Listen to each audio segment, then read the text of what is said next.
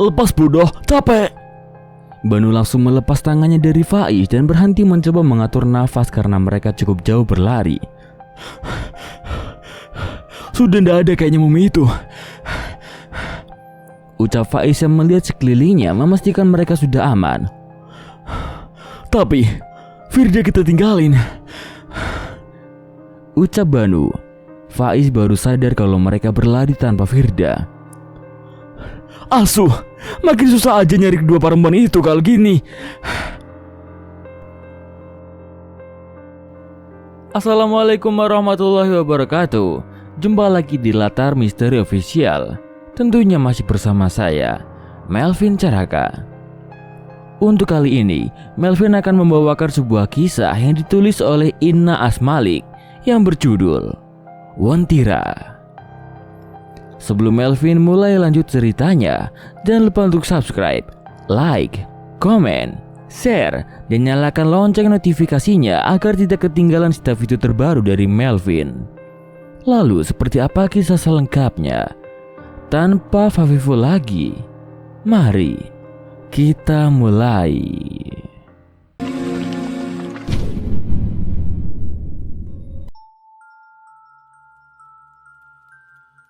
Diadaptasi dari kisah nyata, Wontira adalah kota gaib yang di sana terdapat kerajaan sangat megah dan dihuni oleh bangsa jin dan wujudnya tak jauh berbeda menyerupai manusia pada umumnya.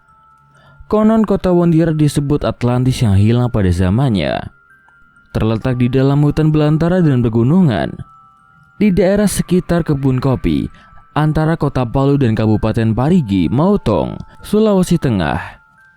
Kota ini dihuni oleh bangsa jin yang memiliki peradaban modern dan canggih, dengan gedung-gedung pencakar langit berwarna kuning keemasan. Menurut kepercayaan masyarakat, kota Wontira merupakan kerajaan yang menyimpan banyak harta karun. Perwujudan bentuk kerajaan sangat mewah, membuat siapapun yang mampu melihatnya menjadi terkagum-kagum serta penuh takjub. Di mana kerajaan tersebut dilapisi oleh emas, bebatuan kerikilnya pun terbuat dari emas. Nama Wontira sendiri berasal dari kata ngata Uwentira, yang berarti kota tidak kasat mata atau tidak terlihat. Hanya orang-orang yang memiliki kekuatan batin yang mampu melihat dan masuk ke kota tersebut. Ada beberapa tugu kuning yang dipercaya sebagai pintu gerbang menuju kota Wontira. Beberapa orang mengklaim bahkan pernah melihat atau mengunjungi kota ini, tetapi tidak ada bukti ilmiah atau foto yang dapat membuktikan kebenarannya.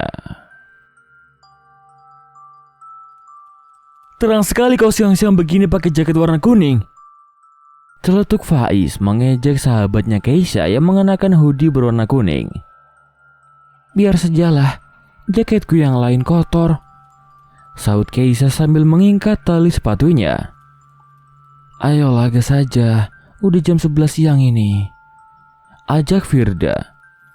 Keisha, Firda, Faiz, dan Banu berniat melintas jalan Trans Sulawesi lewat pantai timur untuk pergi ke Palu karena waktu liburan di kampung sudah selesai dan mereka akan masuk kuliah besok lusa. Keisha dibonceng oleh Faiz, Firda bersama dengan Banu. Mereka melintasi jalur dengan kecepatan 80 km per jam. Jalanan yang penuh jalan berliku membuat Keisha dan Firda memegang erat kepada Faiz dan Banu yang membonceng mereka dengan kecepatan yang cukup, dibilang lewat dari batas keamanan. Pukul 5 sore masuk perbatasan antara kota Palu Kabupaten Mautong. Namun tiba-tiba ban motor Faiz bocor. Jalan lintas yang jauh dari pedesaan membuat mereka tertegun lama berdiam diri di perbatasan. Di tapal batas terdapat jembatan kuning dan tuk, namun juga balai kecil di pinggiran jalan. Sementara itu, mereka akhirnya memilih beristirahat sejenak di balai itu. Faiz maluda di dekat tugu itu. Asuh, kenapa juga pakai bocor ban di sini sih? Mana jauh dari kampung lagi. Gerutu Faiz jengkel memeriksa kondisi motornya. Ngata Uwentira, ucap Keisha membaca tulisan yang ada di tugu dekat jembatan pembatas jalan. Gimana nih Is? Parah nggak bocornya? Tanya Banu sambil menghampiri Faiz yang sedang memeriksa kondisi motornya. Kayaknya harus ditambal, Nuh. Banu lantas melempar bekas puntung rokoknya juga di dekat tugu kuning itu. Kita dorong aja deh. Keisha, kau bawa motor saya sama Firda. Cari tempat tambal ban dekat sini. Saya bantu Faiz dorong motor. Ucap Banu kemudian. Rebahan dulu, Nuh. Capek banget nih. Duduk mulu kram kaki. Keluh Firda yang langsung merebahkan diri di balai. Keisha yang masih menengok ke sana kemari merasa aneh dengan tempatnya berada. Semua berwarna kuning keemasan. Hingga saat Keisha menoleh ke sebelah balai, ia melihat sebuah kotak kecil berada di rerumputan. Keisha menoleh ke arah teman-temannya. Banu dan Faiz masih memeriksa kondisi motor serta Firda yang memejamkan matanya ditutupi dengan syal. Keisha langsung turun dari balai dan mengambil kotak kecil itu, kemudian dibukanya. Keisha terkejut melihat isi di dalamnya. Tidak sedikit perhiasan yang terbuat dari emas. Keisha mencoba memeriksa beberapa kali, dan ternyata memang benar itu adalah emas asli. Keisha segera memasukkan emas itu ke dalam tasnya tanpa diketahui oleh teman-temannya yang lain. Tak lama tiba-tiba turun hujan dengan deras, disusul angin kencang, membuat Banu dan Faiz berlari ke arah balai dan membiarkan motor mereka terguyur oleh hujan di pinggir jalan. Cuaca ndak mendung, kok tiba-tiba hujan gini sih? Gerutu Firda yang terbangun mendengar suara rintikan hujan dan guntur yang bergemuruh. Keisha terus memeluk tasnya dan menutup telinga. Banu dan Faiz hanya asik menghisap rokoknya sambil menunggu hujan reda. Firda mencoba mengecek ponselnya di perbatasan kota itu. Mana tidak ada jaringan lagi? Keluh Firda. Nanti nunggu malam. Biasanya banyak rental mobil lewat. Siapa tahu bisa ngangkut motor kita dan naik rental itu. Saran Faiz. Firda, Keisha dan Banu setuju. Biasa rental mobil mulai dari jam 6 sampai dengan jam 9 malam lalu lalang melewati jalan trans ini. Sambil menunggu hujan reda mereka istirahat dan sampai akhirnya semua tertidur nyenyak di balai. Weh, bangun, bangun! Seru Firda membangunkan teman-temannya. Firda mengucek mata sambil melihat ke sekelilingnya yang tampak aneh. Hah, udah pagi? Faiz terkejut yang melihat langit sudah terang benderang. Anjing, kita ketiduran semalaman dong. Banu mulai keheranan. Keisha hanya melihat keadaan sekeliling yang nampaknya berubah. Kok nampaknya kuning semua? Yang ada di sini? Kayak langit juga bukan pagi, tapi petang deh. Keisha bertanya-tanya. Ah, pagi mungkin ini. Tuh matahari di ujung sana. Jelas Banu sambil menunjuk ke arah langit sebelah timur. Keisha sadar kalau tugu yang ia lihat kemarin menghilang dan berubah menjadi sebuah gerbang yang sangat besar. Seperti halnya gerbang kerajaan yang dilapisi emas. Coba kalian perhatikan deh. Saat Keisha berbicara, tetapi ia diabaikan oleh teman-temannya yang sedang memberhentikan mobil berwarna kuning yang akan melintas. Keisha langsung ikut menghampiri 3 temannya yang sudah berhasil memberhentikan mobil. Pak, boleh minta bantuan enggak, Pak? Tanya Faiz pada seorang pria yang duduk di depan bagian setir mobil. Banu, Firda dan Keisha tampak aneh saat melihat wujud orang itu agak berbeda dengan manusia. Namun, entah apa perbedaannya, jelas wajahnya sedikit memiliki perbedaan. Kau serius minta tolong sama orang itu? Dia diam aja, bisik Danu pada Faiz. Diam kau, kita butuh tumbangan. Tanpa menjawab, seseorang itu keluar dari mobil, mengangkut motor Faiz dan Banu, lalu mempersilahkan mereka masuk ke dalam mobil. Sampai di Palu aja ya, Pak. Sampai tiba di bengkel, ucap Faiz yang duduk di samping pria itu. Keisha, Firda dan Banu duduk di kursi tengah. Mereka heran mobil apa yang sangat panjang bisa mengangkut 2 motor sekaligus. Tadi dilihat dari luar mobilnya kayak Innova biasa. Kok bisa panjang sekali ya, Nu? bisik Firda pada Banu. Banu hanya mengangkat bahunya agak bingung. Ia melihat ke bagian belakang mobil dan ternyata benar. 2 motor itu bisa masuk. Seorang yang memberi tumpangan mulai dari Faiz bicara minta tolong. Dia tak ada berbicara sepatah kata pun. Sampai mereka kebingungan. Mereka hanya diam mengikuti kemana mobil ini berjalan. Sesudah itu, setelah lebih dari 4 jam mereka sadar mengapa tidak kunjung sampai di kota Palu. Pemandangannya terlihat pun tampak berkilau. "Kita di mana sih ini?" tanya Geisa gelisah saat melihat pemandangan aneh dan berbeda. Sementara hanya Geisa yang dapat melihat bangunan tinggi menjulang seperti emas. Pepohonan yang berwarna emas, bahkan batu kerikil pun warnanya menjadi kuning keemasan. "Udah sampai di mana ya, Pak?" tanya Faiz kepada seorang yang memberikan tumpangan. Namun tak ada jawaban sama sekali. Seketika menjadi hening karena Faiz tahu ketiga temannya sudah mulai ketakutan. Faiz merasa ada yang gak beres. Jalan trans jalurnya hanya satu arah dan tak mungkin kesasar. Tetapi lebih 4 jam mereka tak kunjung sampai. Meskipun hanya sampai di ujung kota Palu. "Kita bukan di Palu. Pemandangan ini bukan di Palu," protes Geisa memandang ke arah luar jendela. "Apa yang kau lihat?" tanya Firda. "Masa kau gak bisa lihat? Ini bangunan rumah semua macam-macam dibuat dari emas. Di ujung sana ada istana." Tunjuk Geisa ke arah istana yang tak jauh berada di depan mereka. Saat Geisa menunjuk ke arah istana, seseorang yang sedang menyetir memberhentikan mobilnya. Semua penumpang menjadi mendadak tegang dan ketakutan. Ditambah lagi saat sopir itu menjelma menjadi sosok yang menyeramkan. Kepala bertanduk dengan wajah yang berlumuran darah, bola mata yang menghilang sebelah, dan kulit terkelupas membuat mereka semua ketakutan. Kemudian keluar dari dalam mobil. Berlari entah mau lari kemana saja.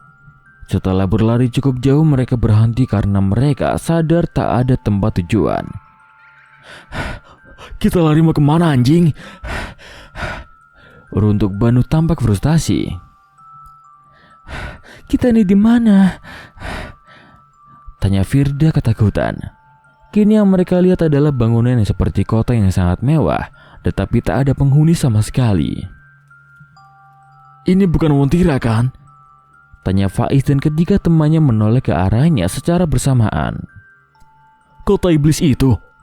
Kenapa kita bisa masuk ke dalam sini?" Banu mulai ketakutan. Firda dan Geisa saling berpelukan karena takut. "Udah gak usah panik, kita pasti bisa keluar. Kita balik ulang ke sana aja," saran Faiz mencoba menenangkan teman-temannya. "Kemana? Emang kau tahu jalan keluarnya? Kita tadi aja di jembatan kuning. Kenapa bisa tiba-tiba bangun tidur ada di sini? Ini bukan alam manusia," sungut Banu kesal. Faiz juga tampak kebingungan. Firda dan Geisa sudah menangis. Faiz mencoba meraba ponselnya dan ia melihat jaringan di ponselnya, tetapi sekejap jaringan itu menghilang. "Mana ada jaringan di kota setan seperti ini, Is?" Runtuk Banu kembali. "Ini serius Wontira?" tanya Firda sambil menangis. Sementara tak ada satupun temannya yang menjawab. Mereka terdiam di pinggir jalan sambil beristirahat, berharap mereka dapat menemukan jalan keluar. Sama sekali tak ada penghuni di kota ini. Berharap mereka mendapatkan petunjuk untuk jalan keluar. Konon yang mau masuk ke kota gaib ini harus membaca mantra dan jika ingin keluar pun akan ada mantranya. Wontira adalah kota gaib yang katanya terdapat kerajaan yang sangat megah, dihuni oleh jin yang wujudnya tak jauh menyerupai manusia pada umumnya. Konon Wontira disebut atlas yang hilang pada zaman itu. Terletak di daerah kebun kopi hutan belantara antara kota Palu dan Kabupaten Motong, Sulawesi Tengah. Menurut kepercayaan masyarakat, kota Wontira merupakan kerajaan gaib yang menyimpan banyak harta karun. Pemandangan kerajaan yang sangat mewah dan megah membuat siapapun yang dapat melihat kerajaan tersebut menjadi takjub. Di mana kerajaan tersebut dilapisi oleh emas. Batu kerikil jalanannya pun terbuat dari emas. Tidak semua orang dapat melihat kota gaib itu. Hanya orang-orang yang beruntung saja yang mampu melihat kota gaib itu. Bila mana dapat melihat dan berkunjung di kota gaib itu, dianjurkan untuk tidak membawa sedikit pun emas dari kerajaan gaib itu karena akan berakibat fatal. Kerajaan yang identik dengan warna kuning itu kerap dijumpai warga, hanya terdapat tugu berwarna kuning di jalan lintas Sulawesi di dekat jembatan kuning. Tugu itu bertuliskan Ngata Uwentira, yang berarti kota tidak kasat mata atau tidak terlihat. Gimana kalau kita coba ke dalam istana itu? Siapa tahu ada orang. Tunjuk Banu ke sebuah istana yang begitu mewah dan megah itu. Ya kalau orang, kalau bangsa lain gimana, Nu? Firda begitu ketakutan. Terus kamu mau diam aja di sini begitu? Tanya Banu kemudian. Iya, coba ke sana dulu. Siapa tahu di jalan ketemu sama jalan keluar. Keempat sahabat itu akhirnya berjalan menelusuri jalan menuju istana. Banu berjalan di depan, Firda dan Keisha berjalan berdampingan dan Faiz berada di belakang Firda dan Keisha.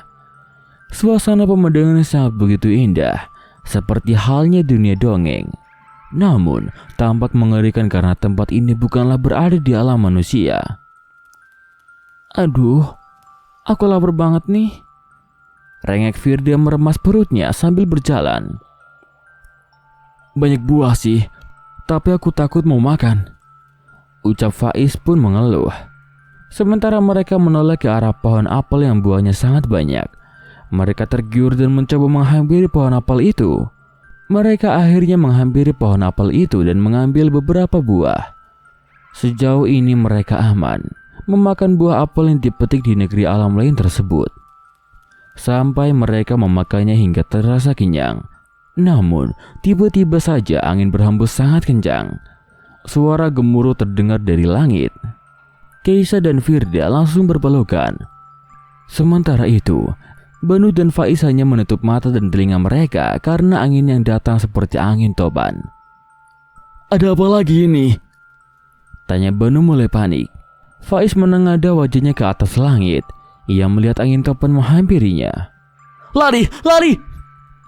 Teriak Faiz dan ketiga temannya berlari mengikuti arah Faiz berlari. Ah! Keisha terjatuh tersandung ranting pohon. Teman-temannya berhenti berlari melihat Keisha dan mencoba memaksakan diri untuk bangun. Tetapi angin topan itu semakin mendekat. Cepat kau Keisha, cepat! Teriak Firda. Keisha terus berusaha berlari, tetapi angin topan berhasil menggulung tubuh Keisha ke udara. Ah, tolong! Teriak Keisha melengking. Sebelum dirinya terbang tinggi diputar oleh angin kemudian menghilang. Keisha! Teriak Faiz, Banu, dan Firda bebarengan. No, gimana dong Keisha? Ucap Firda langsung menjatuhkan tubuhnya di tanah karena merasa kehilangan salah seorang sahabatnya. Tempat apaan sih ini? Bisa-bisanya tersesat di sini.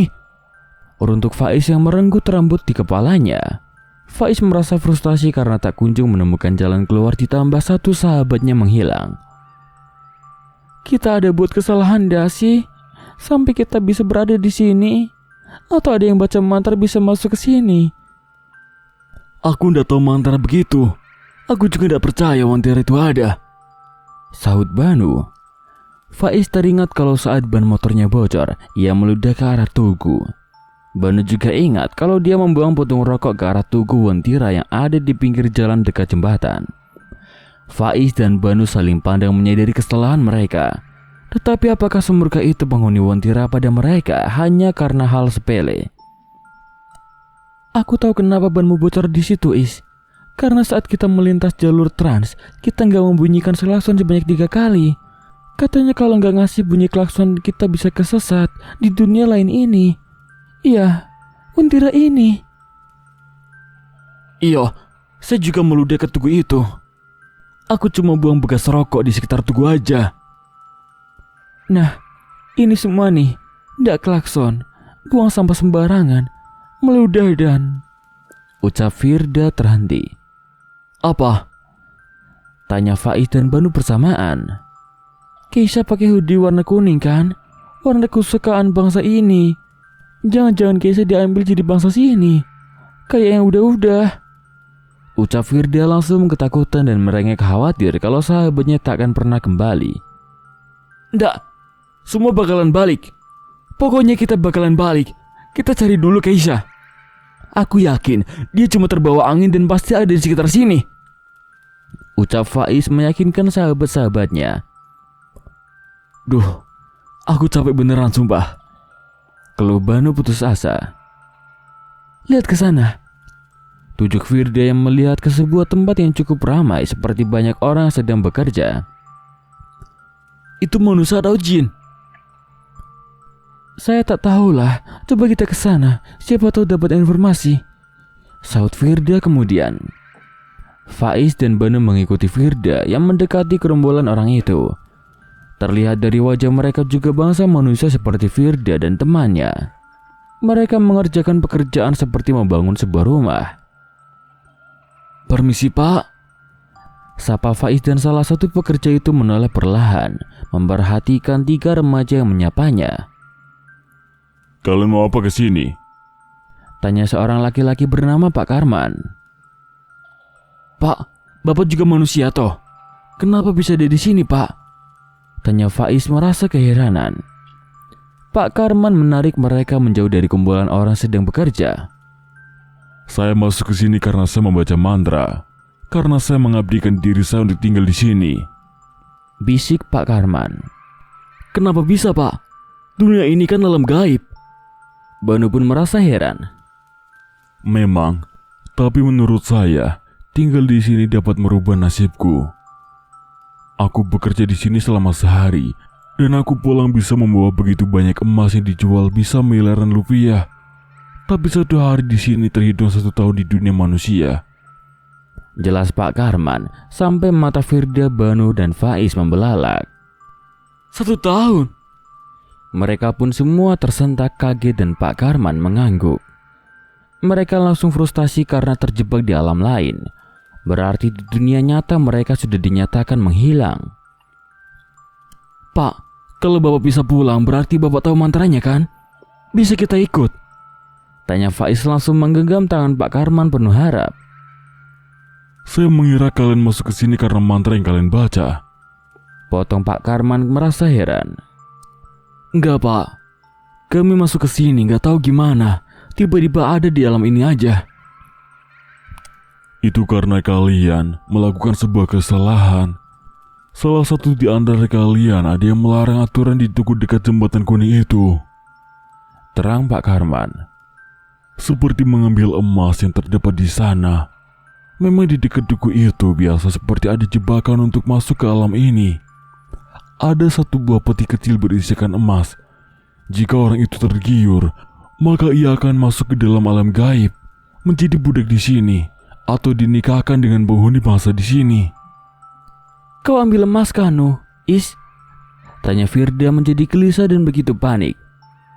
Mana ada? Aku cuma meludah dekat tugu itu. Aku juga. Aku cuma buang bekas rokok aja di dekat tugu itu. Kau Firda, Kau diam aja kan di balai itu? Ucap Faiz menuduh Firda. Aku tidur Is. Aku gak ngapa-ngapain lu di sana. Sementara mereka langsung teringat pada satu sahabatnya yang menghilang. Apakah Keisa yang sudah mengambil emas yang berada di tugu itu? Keisa. Firda teringat temannya. Salah satu teman kalian ada yang hilang terpisah?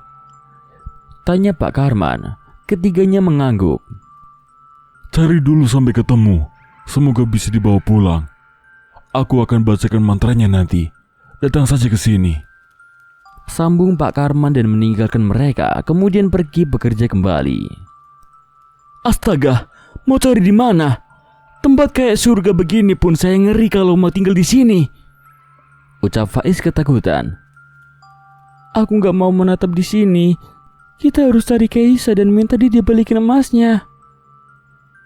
Sementara di tempat lain, di sebuah air terjun, Keisa membuka matanya karena habis hilang kesadaran terbawa angin topan tadi. Tidak sedikit luka goresan di tubuhnya, hingga Keisa terbangun meringis kesakitan. Namun, tiba-tiba di hadapannya telah berdiri sosok laki-laki berwujud tinggi dan bertubuh besar. Tak terlihat garis di atas bibirnya dan menandakan sosok itu adalah penduduk warga Wantira. Maaf, saya berada di mana? Tanya Keisa dengan rasa gugup dan ketakutan. Tak ada jawaban. Sosok laki-laki itu hanya memandang Keisa dengan tatapan tajam. Keisa kebingungan dan merasa takut. Ingin berlari, tetapi tak tahu harus kemana. Ia mencoba bangkit dan berdiri, kemudian berjalan perlahan menjauh dari sosok itu. Kau pencuri! Ucap sosok laki-laki itu pelan, namun suaranya menggema. Pencuri apa? Aku bukan pencuri. Bantah Keisa saat ia menoleh ke arah belakang melihat sosok pria itu berdiri dengan tatapan begitu menyeramkan. Keisa berusaha melarikan diri, tetapi kini di hadapannya ada dua pengawal dan langsung memborgol tangannya dan menyeretnya menuju ke sosok di mana pria itu berdiri. Kalian mau apa? Lepaskan aku! Lepaskan aku! Bentak Keisa. Keisa didorong sehingga tersungkur di bawah kaki sosok pria bangsa lembut itu. Pria itu ternyata seorang pangeran dari kerajaan Wantira. Para pengawal berusaha mengambil tas yang Keisa kenakan dan membukanya. Tampak beberapa emas yang telah Keisa dapatkan di dalam sebuah peti yang ada di balai dekat Tugu Wantira tersebut. Kau tahu apa akibatnya jika mencuri emas? Tanya Pangeran Wantira.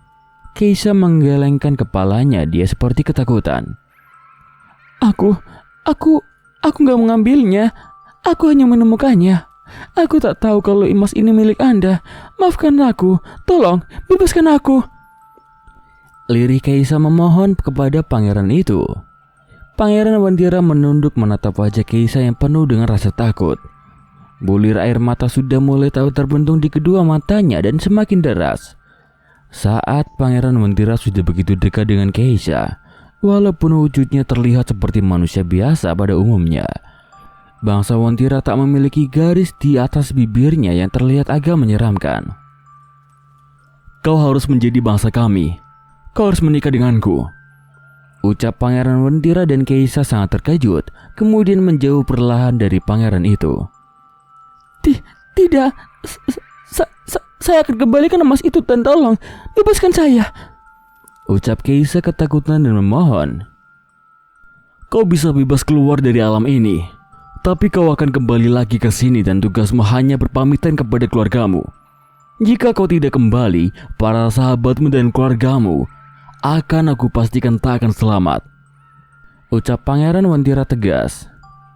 Jika kau menolak, kau dan sahabat-sahabatmu tidak akan pernah kembali.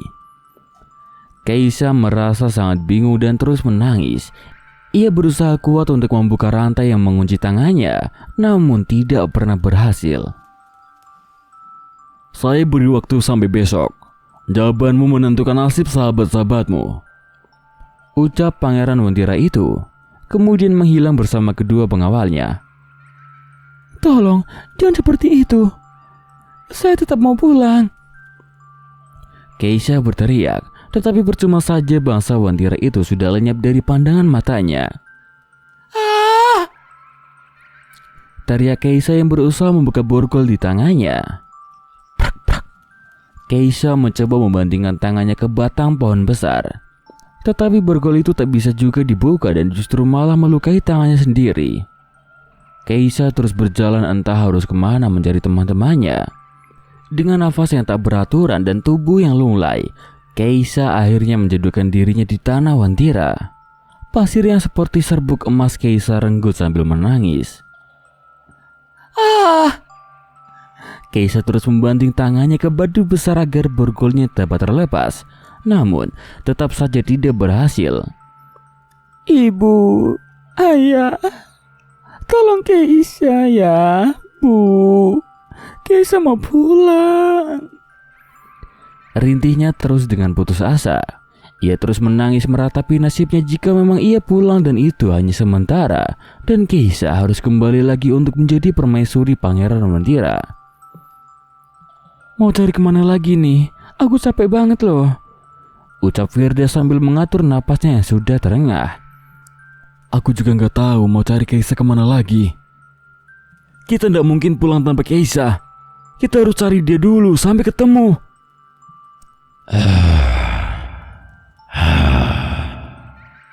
Suara apa itu? Tanya Firda bergidik ngeri. Itu setan mumi. Ucap Banu ketakutan dan gugup sambil memegang pundak Faiz dan menunjuk di mana ada seorang mumi berdiri berjalan perlahan menghampiri mereka. Mumi yang berbalut perban sekujur tubuhnya, tetapi banyak mengeluarkan darah dan bebusuk yang menyengat. Sebelah matanya terbuka lebar dan satu matanya terlilit oleh perban. Faiz, Banu dan Firda saling berpegangan dan berjalan mundur perlahan menghindari hantu mumi itu. Sebelah mata mumi itu terjatuh hingga membuat Firda melompat kaget. Mumi itu menunduk mengambil bola mata yang terjatuh dan mumi yang hendak mengambil bola mata itu tiba-tiba berteriak dengan mulut terbuka penuh dengan darah dan memburu mereka bertiga. Anjing kau! Anjing! Teriak Banu kaget dan malah memukul mumi yang berlari menghampiri mereka itu dengan batu besar. Bangsat! Lari bodoh! Faiz langsung menarik tangan Banu. Faiz berlari bersama dengan Banu, tetapi Firda lari terpenjar ke entah kemana arahnya. Larinya mumi menjadi begitu sangat cepat bak kilat, sampai ketiga sahabat itu berlari masing-masing menyelamatkan diri tanpa memikirkan yang satu sama lainnya. Firda bersembunyi di belakang pohon besar, menutup mulutnya dengan tangan agar suara nafasnya tak didengar oleh manusia mumi itu. Sementara itu, Banu terus berlari bersama Faiz yang tak ingin melepaskan tangan Banu mulai saat mereka berlari. Lepas bodoh, capek! Banu langsung melepas tangannya dari Faiz dan berhenti mencoba mengatur nafas karena mereka cukup jauh berlari. Sudah tidak ada kayaknya mumi itu. Ucap Faiz yang melihat sekelilingnya memastikan mereka sudah aman. Tapi Firda kita tinggalin. Ucap Banu. Faiz baru sadar kalau mereka berlari tanpa Firda.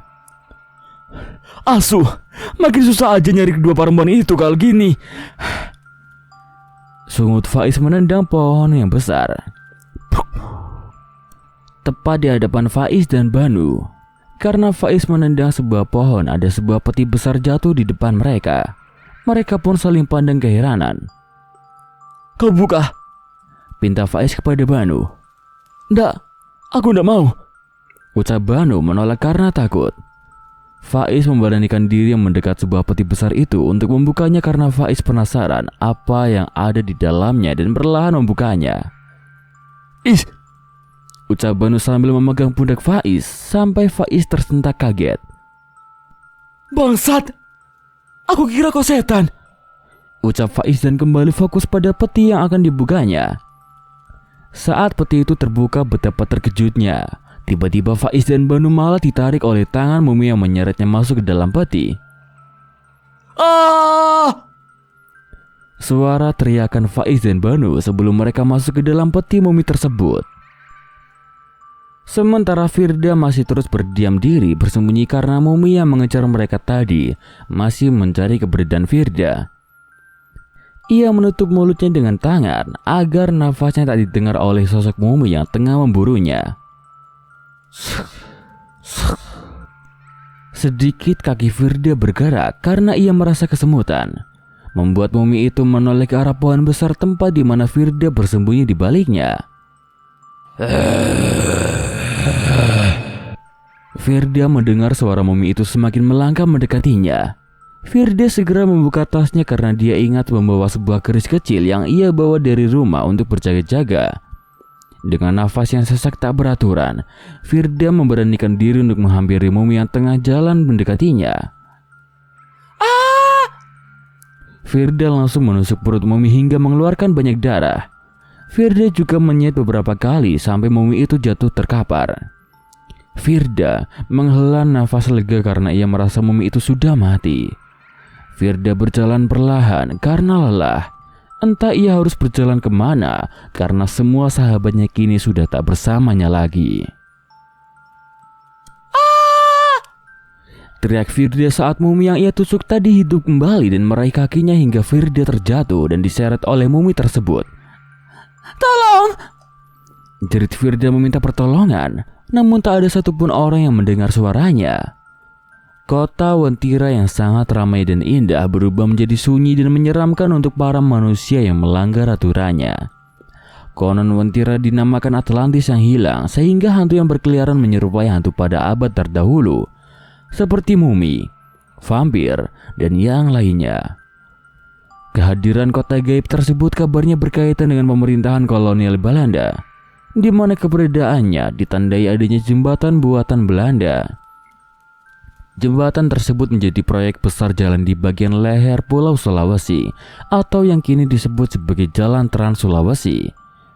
Adapun pengerjaan jembatan diresmikan oleh Gubernur Jenderal Hindia Belanda pada tahun 1927. Hal menunjukkan jembatan kayu di Wentira dikerjakan oleh pekerja asal Tionghoa pada tahun 1933. Keisa masih terus berusaha mencari kemana ketiga sahabatnya berada. Hari sudah semakin petang. Keputusan yang Keisa buat akan menjadi penentu untuk nasib mereka. "Faiz, Banu, Firda, kalian di mana?" teriak Keisa putus asa. Melihat tangannya yang masih diborgol dan terluka membuatnya terus menangis. "Ibu, Ayah, Keisa mau pulang ya," isaknya. Keisa terus berjalan meskipun kakinya pincang. Keisa menoleh saat ia mendengar suara aneh dari belakang pepohonan. "Apalagi itu?" Keisa tak menghiraukan dan terus berjalan, menjauh berlari sekuat tenaga. Meskipun entah kemana arah tujuannya, ia terus berlari. Namun, tiba-tiba kupluk hoodie yang dikenakan Keisa ditarik seseorang dari belakang sampai ia menghentikan langkahnya. Keisa menoleh perlahan ke belakang karena takut akan kedatangan Pangeran Wentira tiba. "Ah!" Keisa berteriak melihat sosok yang menariknya, seperti sesosok manusia berkepala babi, berkulit putih kemerahan dengan bola matanya yang hilang dan mengeluarkan darah dari mulutnya. Keisa berusaha melepaskan diri, namun tak bisa sebab tangannya masih terkunci. Ia terus diseret oleh makhluk itu menuju ke dalam istana. "Nggak, saya nggak mau masuk ke istana," ucap Keisa terus menolak sehingga ia menendang sosok makhluk aneh itu. Sosok manusia berkepala babi tersungkur dan kepalanya mengenai batu besar yang ada di jalan setapak menuju ke istana. Makhluk itu bangkit kembali dan Keisa terus berlari. Tetapi angin kencang tiba-tiba muncul menggulung Keisa masuk menuju ke istana. "Ah, ibu, ayah!" teriak Keisa saat tubuhnya terombang-ambing di bawah angin kencang menuju ke istana. Setelah sadarkan diri, Keisa melihat tangan dan kakinya sudah dalam keadaan tergantung oleh para pengawal Wentira. Keisa terlihat mirip seekor laba-laba. "Lepaskan aku! Lepaskan aku!" teriak Keisa saat melihat ada Pangeran Wentira berdiri tepat di bawahnya. Kau tak akan tersiksa setelah kau mau jadi permaisuriku. Tapi jika kau menolak, kau dan kawan-kawanmu akan masuk ke dalam sana. Ancam Pangeran Wentira sambil menunjuk ke sebuah tempat yang terlihat seperti neraka. Keisa melihat manusia yang dipasung, kepalanya dirantai dan diseret dan dipaksa memikul beban berat. "Kenapa kalian tega? Mereka salah apa?" tanya Keisa kemudian. Mereka yang mengambil harta Wentira tanpa pamit, seperti kamu, jawab Pangeran Wentira dan kemudian memberi perintah kepada pengawalnya. "Bawa kawan-kawan perempuan ini." Mata Keisa membulat saat para pelayan membawa sebuah peti besar yang menyeret Firda ke dalam istana. Dibukanya sebuah peti yang di dalamnya ada Faiz dan juga Banu. "Bangke, busuk banget di dalam. Bekas apaan sih?" gerutu Banu saat ia baru keluar dari dalam peti. Banu kemudian tercengang melihat pemandangan yang ada di sekitarnya. Sementara Faiz dan Firda langsung melihat Keisa yang tergantung seperti laba-laba. "Keisa, kok kenapa bisa begitu?" Faiz tak bersuara melihat sosok bangsa Wentira yang begitu banyak mengelilinginya. Faiz sadar mereka dikumpul untuk dihukum. Bujuk teman kalian supaya kalian bisa bebas, ucap Pangeran Wandira pada ketiga sahabat Keisha, sambil menunjuk ke arah Keisha yang tergantung di atas sana, yang di bawahnya terdapat kolam api yang bila Keisha jatuh, maka ia akan terbakar di sana. Bujuk apa? Keisha, kau kenapa? Jelaskan. Keis, kembalikan emas itu. Kita tahu kau sudah mengambilnya. Sudah terlambat. Hukumannya kalian akan berada di sini selamanya kalau Keisha tak mau menjadi permaisuriku, ucap Pangeran Wandira. Permaisuri? Tanya ketiga sahabat itu bersamaan. Para pengawal langsung merantai tangan ketiga sahabat Keisha satu persatu. Sudah petang. Tentukan keputusanmu, Keisha, ucap pangeran. Bibir Keisha keluh untuk memberi keputusan. Berat rasanya jika ia harus menjadi bangsawan Wandira. Tetapi Keisha melihat sebentar lagi temannya akan ikut dihukum karena perbuatannya. Ingat Keisha, bukan hanya temanmu di sini, tapi keluargamu di sana juga akan menanggung akibatnya juga. Tidak, mereka gak bersalah. Hukumlah saya. Cukup saya saja. Keisha, kau jangan mau jadi permaisuri makhluk itu, ucap Firda. Tapi kalau dia tidak nikah sama bangsa sini, kita tersesat di sini, bego, protes Banu. Faiz hanya diam frustasi, menatap nanar wajah Keisha yang begitu sangat dilema dengan sebuah keputusan. Keisha tak mau sahabat dan keluarganya akan menjadi korban juga. Ketiga sahabat itu diseret oleh pengawal menuju ke tempat yang terlihat seperti neraka. Nggak, saya tidak mau masuk ke sana. Saya tidak salah. Amuk Firda menolak masuk ke dalam neraka Wandira. Kau lihat, temanmu akan disiksa di sana dan kau akan hangus terbakar di bawah. Setelah saya menyuruh pelayan untuk memutuskan tali yang mengikat tangan dan kakimu. Keisha, jawablah. Jangan biarkan perbuatanmu mengorbankan banyak orang. Saya akan menjadi permaisuri, Tuan, jawab Keisha penuh terpaksa. Setelah Keisha menjawab, suasana yang terlihat seperti neraka itu seperti langsung berubah menjadi layaknya istana yang penuh dengan kemewahan. Keisha dilepaskan dari tali pengikat yang mengikat tangan dan kakinya. Ketiga sahabatnya juga terlepas dari borgol yang mengikat tangan mereka. Keisha langsung berlari menuju ke para sahabatnya dan mereka langsung berpelukan. Kalian bisa pulang, ucap Keisha haru bahagia dan sedih terlihat dari raut wajahnya. Kau pulang sama kita juga kan, Keis? Tanya Faiz. Keisha mengangguk. Akhirnya kita bisa pulang, ucap Banu penuh syukur. Keisha akan pulang, tetapi untuk kembali ke alam gaib ini untuk menjadi permaisuri bangsa Wandira. Namun, Firda, Faiz dan Banu seperti dihilangkan ingatan oleh bangsa Wandira agar melupakan Keisha yang akan menikah dengan bangsanya. Sebelum pulang mereka dijamu makanan yang sangat enak dan mewah, layaknya makanan di restoran ternama. Tanpa basa-basi mereka langsung menyantap makanan dengan lahap. Mereka juga diberikan hadiah 1 batang emas untuk dibawa pulang.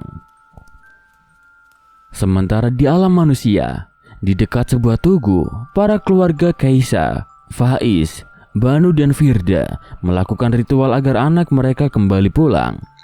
Ritual ini sudah dilakukan selama 5 kali dalam 1 tahun. Di alam manusia mereka sudah menghilang selama 1 tahun. Mereka hanya percaya kalau anak-anaknya tersesat di alam gaib Wandira. Sebab banyak yang mempercayai bangsa Wandira memang nyata adanya. Terlebih saat Pak Karman yang memberitahu kalau ada 3 orang anak tersesat mencari 1 sahabatnya yang hilang terpencar. Dugaan keluarga keempat sahabat itu semakin kuat dan yakin kalau mereka ada di dalam alam lain.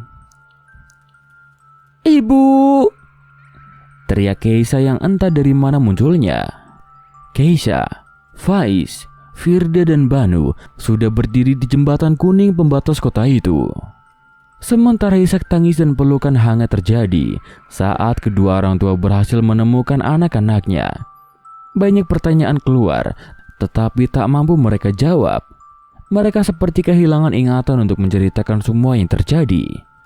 Yang mereka ingat kalau di alam gaib sana, mereka disambut dengan meriah dan diperlakukan layaknya seorang tamu yang terhormat. Mereka ditunjukkan kepada masing-masing orang tuanya kalau dibawakan oleh-oleh sebatang emas oleh bangsawan Tira. Hanya Keisa yang terus teringat janji oleh pangeran itu. Ia akan kembali menjadi bangsawan Tira. Tetapi Keisa tak ingin berbicara kepada orang tuanya. Yang penting aku udah kembali. Aku tak akan mau melewati lintas ini lagi, batin Keisa. Nak, kamu baik-baik aja kan? Kenapa wajahmu tak seriang kawan-kawanmu? Tanya ibu Keisa sambil mengusap rambut halus anaknya. Ndak bu, aku ndak apa-apa. Hanya saja aku sangat rindu dengan ibu dan ayah. Aku ndak sangka bisa jumpa kalian lagi, ucap Keisa langsung memeluk ibunya. Mereka langsung pulang ke rumah masing-masing yang terdapat di Kabupaten Mautong. Tak jadi melanjutkan kuliah seperti niat mereka awal, pergi ke Palu untuk masuk ke kuliah. Mereka berempat ketinggalan beberapa semester karena menghilang selama 1 tahun lamanya. Mereka akan masuk kuliah kembali setelah mereka pulih, nanti mungkin butuh waktu 2 mingguan untuk mengurusnya. Ini serius udah ganti tahun? Kita di sana kan cuma sehari, tanya Faiz pada orang tuanya. Tepat 1 tahun kalian menghilang, jawab ayah Faiz. Mereka pulang ke rumah masing-masing untuk mengadakan syukuran kalau anak-anak mereka telah kembali. 1 tahun berlalu, kehidupan mereka kembali normal. Meskipun banyak pertanyaan dari warga tentang bagaimana mereka bisa masuk ke alam gaib Tira. Beragam Faiz, Banu, dan Firda menceritakan semuanya. Mereka hanya menceritakan bagaimana mereka melihat alam Tira seperti istana. Semua terbuat dari emas. Mereka disambut baik, diberi makan enak, dan diperlakukan bak raja dan ratu. Bangsawan Tira menghapus ingatan mereka di mana mereka melihat makhluk-makhluk aneh di dalam sana. Hanya Keisa yang terus termenung mengurung diri di kamar, tak ingin bertemu dengan siapapun. Terus mengingat ucapan Pangeran Tira kalau Keisa akan menjadi permaisurinya. Keisa menatap bingkai foto yang terdapat foto bertiga dengan ayah dan ibunya. Keisa memeluk erat bingkai foto itu. Angin berhembus kencang sampai gorden kamar Keisa berterbangan. Prak! Jendela kamarnya terbuka dan ada sinar masuk melewati jendela itu sehingga Keisa menyipitkan matanya karena saking bersinarnya. Setelah angin kencang menghilang, ia melihat sosok Pangeran Tira berdiri di dekat jendela kamarnya. bicaralah dengan orang tuamu. Bulan depan saya akan kembali untuk menjemputmu. Tidak, saya tak mau pergi, teriak Keisa menolak. Keisa, ada apa? Tanya sang ibu sambil mengetuk pintu kamar putrinya. Bu. Keisa langsung membuka pintu dan memeluk ibunya sambil menunjukkan ke arah pangeran itu berdiri. Suruh dia pergi, Bu, ucap Keisa menunjuk ke arah jendela.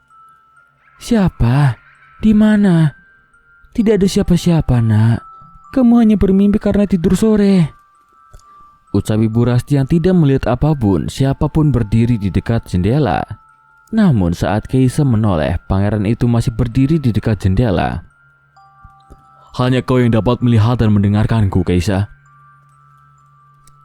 Udah, kamu pergi mandi dan bersiap sholat maghrib saja, ucap Bu Rasti pada Keisa. Keisa kemudian bergegas pergi ke kamar mandi, meninggalkan Pangeran Tira di kamarnya. Setelah selesai mandi dan mengambil air wudhu, Keisa terkejut saat melihat Pangeran Tira masih berada di kamarnya. Kamu apa di sini? Tanya Keisa ketakutan. Ambil 2 sejadah. Aku akan jadi imammu, ucap Pangeran Tira. Hah? Imam? Emang setan bisa sholat? Pangeran Tira tidak menjawab, malah menatap wajah Keisa dengan tatapan yang mengerikan. Matanya merah nyalang menyala yang membuat Keisa ketakutan dan segera keluar dari kamar untuk meminta sejadah lagi kepada kedua orang tuanya. Kamu sholat ngapain pakai 2 sejadah, Nak? Tanya ibunya. Tak menjawab Keisa, kemudian pergi ke kamar setelah mengambil sajadah yang diberikan oleh ibunya dan sholat didampingi oleh Pangeran Wantira.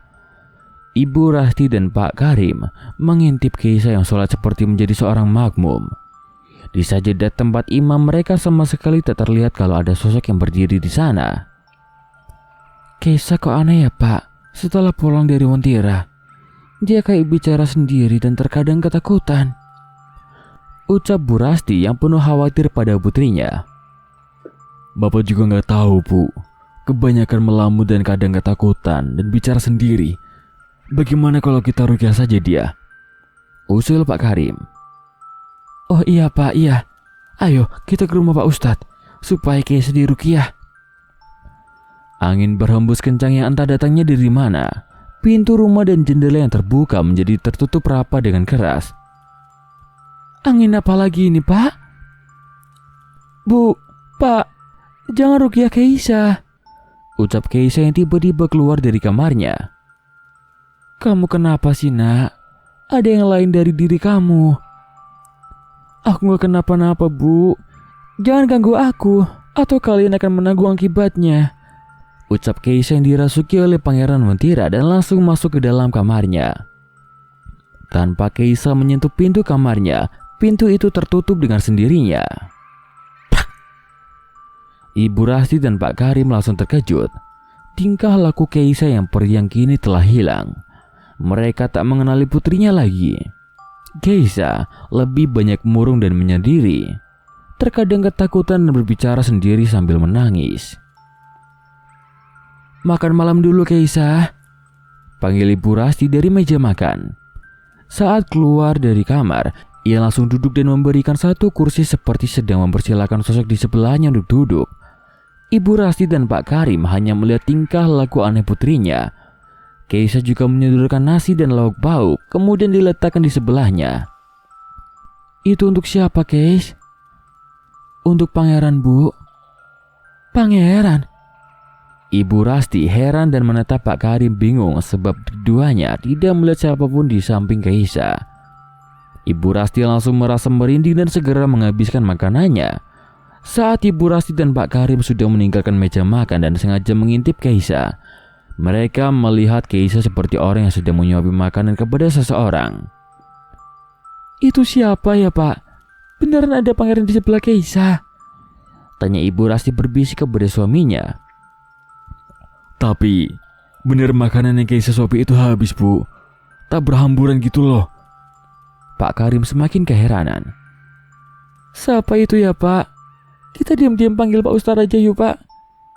Prak. Keisa melempar sendok ke tempat ibu dan ayahnya mengintip hingga keduanya terkejut. Udah aku bilang, jangan coba-coba panggil siapapun. Sentak Keisa dengan mata yang berubah menjadi merah, menatap tajam ke arah wajah kedua orang tuanya. Iya nak, enggak. Lanjutkanlah. Ucap Pak Karim dan membawa Ibu Rasti menjauh. Keisa tak pernah seperti itu kalau marah, apalagi matanya merah menyala. Sudah pasti ada yang mengendalikan tubuhnya. Namun, orang tuanya tak bisa berbuat apa-apa karena setiap kali mereka ingin memanggil Pak Ustadz, Keisa langsung marah dan mengamuk.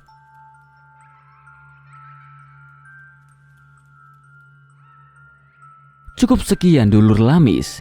Nantikan kelanjutan episodenya. Tentu saja tetap di Latar Misteri Official. Masih bersama saya, Melvin Caraka. Baik, sebelum Melvin tutup, jangan lupa untuk subscribe, like, komen, share, dan nyalakan lonceng notifikasinya agar tidak ketinggalan setiap video terbaru dari Melvin. Baik, kali ini Melvin benar-benar tutup. Sekian, wassalamualaikum warahmatullahi wabarakatuh.